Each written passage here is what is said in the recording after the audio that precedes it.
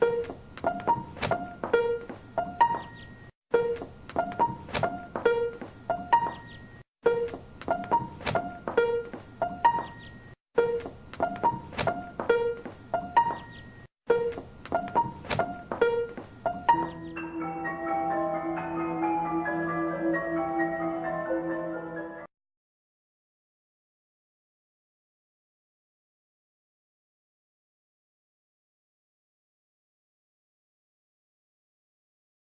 name is TK Wong.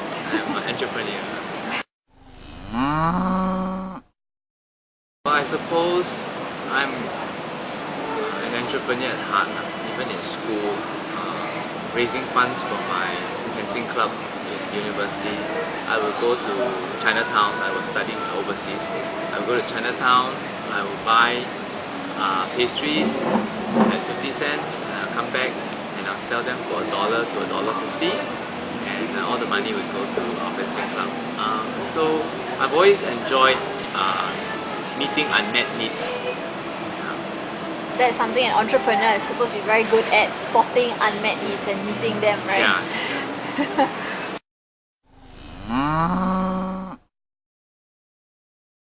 We did some background research on you. We realized that you got the NCB scholarship, a long time back, and then we kind of realized, hey, you were really well settled in your job and stuff. So, is it because you were dissatisfied as an employee, or that's why you wanted to decide, okay, I'm going to quit and start my own company? What is it that brought this on? Okay, well, I was a government scholar, so I was sent to university at MIT. When I came back, I was to serve my bond. NCB stands for National Computer Board. Today it's known as IDA, Info Development Corp. So I worked there for 3 years. I learned a lot. However, I think my personality, I'm a pioneer and I want to do new things. So unfortunately, in government institution, sometimes there are many other factors at play. And also, secondly, an opportunity came. The internet in '93 was just about to break free commercially. So I felt that it was a chance of a lifetime for me. And so I took the big jump. I actually broke my bond. Left the organization to set up Singapore's first internet company called Silk Route Ventures.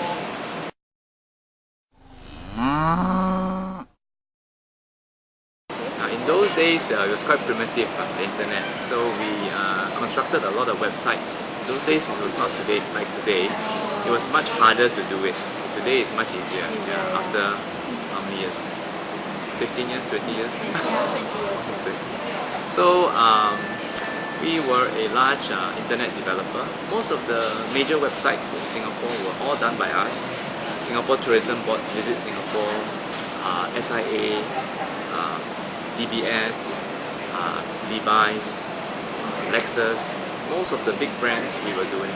We were doing $1 million projects. So I was a very proud time because you could consider cyberspace as a new property. And so we were developing a lot of the new properties. And subsequently there were other opportunities in the internet.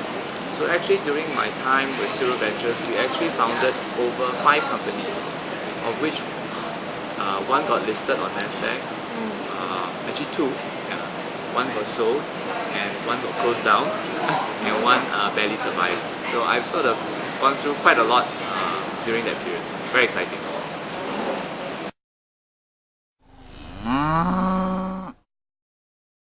To so-called follow your path, what kind of advice would you like to give them to be a technopreneur in that sense? What kind of advice would you give to them so to be successful in your field? I think to be an entrepreneur and to be successful, during my course setting up Silk Route Ventures, in fact for one of the companies we moved to Silicon Valley, and meeting a lot of other entrepreneurs there, what you get a sense of is they want to change the world.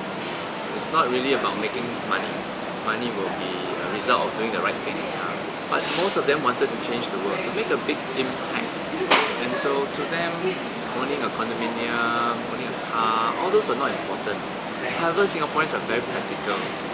They want to get their condo, they want to be the first in the cohort to own a car. Well, my message to you is those are all anchors that will stop you from your dreams.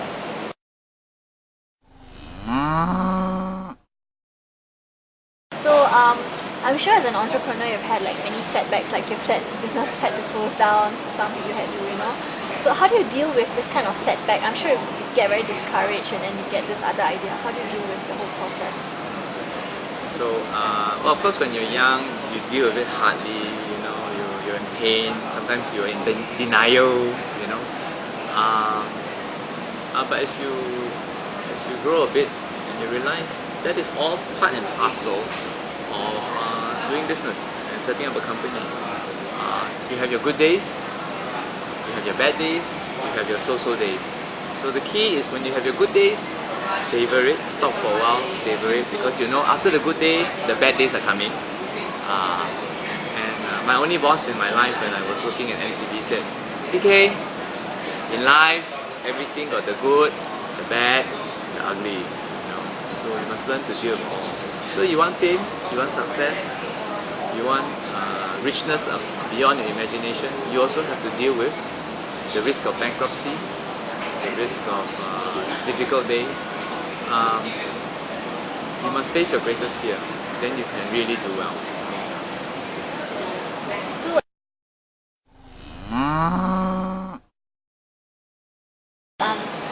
So how does your whole idea start off, like from the conception to the establishing of your business? Like how do you get this spark of, okay, something is missing?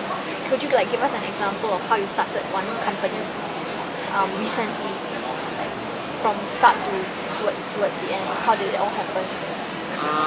Well, that aha moment always comes because you're spending a lot of time thinking about it. So, okay, so let's take Ben & Jerry's, which I started in Singapore. I always loved Ben & Jerry's when I was in the US, and when I came back, there wasn't Ben & Jerry's, so we ate at Häagen-Dazs. And after a while, I said, it's different. It doesn't have the same vibe, Singaporeans are really missing the real thing. So then I said, okay, let me write an email to Ben & Jerry's. And then through a lot of negotiations and so on, I got it. And I have never been in an F&B business. I was a technologist. So actually I had to learn from scratch. So I spent a lot of time. I went to a lot of restaurants, I went to my competitors, I went overseas to look at Ben & Jerry's. I immersed myself in it, to fully understand what it's all about. I will touch the wood of different companies, I see how they renovate, how they run. I'm completely immersed in the whole thing. I think my wife would say, "What are you doing? Why are you always touching this thing, touching that thing?" I say, "I just want to see what material they use, how they do this." I ask questions. Everywhere I go, I can't stop myself. I'll study who gives good service, who doesn't, and then I'll talk to the service staff. "Hey, you give very good service, why? Is the boss good or what?" And then they'll tell you a little bit. And then through all this, you learn a lot.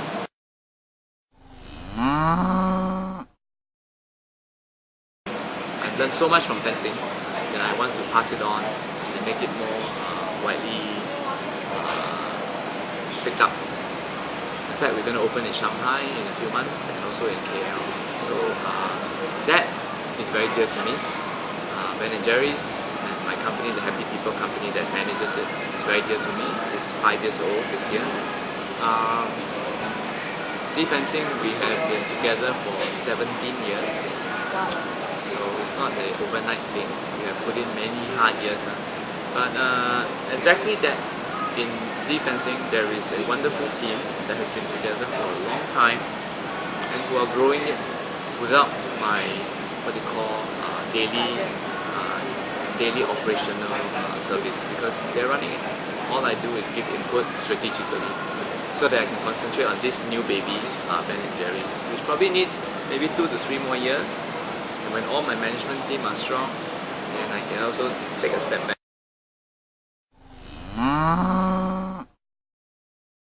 I think entrepreneurs must learn how to take a step back at some point to know what you're good at and know what you're not good at.